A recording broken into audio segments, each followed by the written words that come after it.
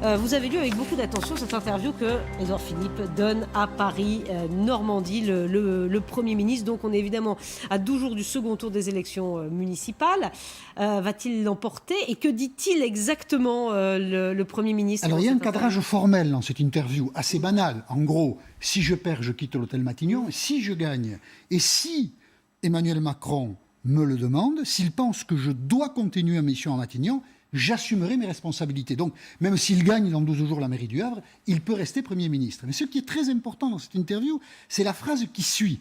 Parce qu'Édouard Philippe précise que pour continuer sa mission, Emmanuel Macron, on va le voir, sait qui je suis, ce que je peux faire et ce que je ne peux pas faire. Alors c'est intéressant ce « je ne peux pas faire » parce que ça veut dire qu'il a discuté avec Emmanuel Macron de ce qu'il pouvait faire et de ce qu'il ne pouvait pas faire. Et de quoi discute-t-il ces temps-ci? Eh bien, le président de la République et le Premier ministre discutent de la nouvelle étape que le président de la République nous a annoncée dimanche. Et visiblement, dans cette nouvelle étape, sans en dévoiler le contenu, Édouard Philippe dit « il y a des choses que je ne peux pas faire, donc ce sera peut-être avec moi, ou ce sera peut-être sans moi. » C'est pour ça que cette interview à Paris-Normandie est intéressante par la discussion qu'elle signale à quelques jours d'un remaniement, avec un contenu, une nouvelle étape.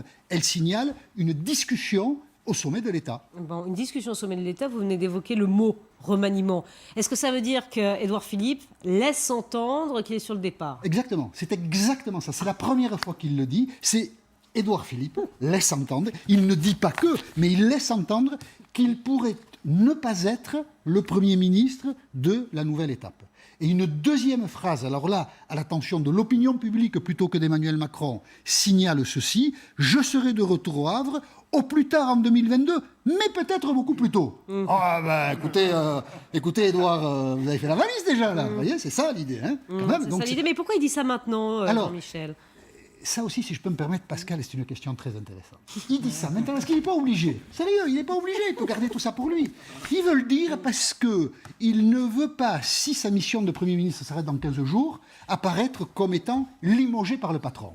Il veut gérer le capital politique qu'il a acquis pendant 3 ans à l'hôtel Matignon. Alors pourquoi il veut gérer le capital politique qu'il a acquis pendant 3 ans à Matignon? Il y a 2 hypothèses. Soit parce que ça lui fait plaisir, et il en a bien le droit, soit parce qu'il a des projets pour la suite, et il en a bien le droit aussi. Voilà, donc il est sur le départ, il le laisse entendre effectivement ce matin dans Paris-Normandie. Merci Jean-Michel. Vous savez où adresser vos candidatures et si vous voulez être Premier ministre. Voilà, à quelques jours peut-être d'un remaniement. En tout cas, vous nous en parlez effectivement depuis plusieurs jours.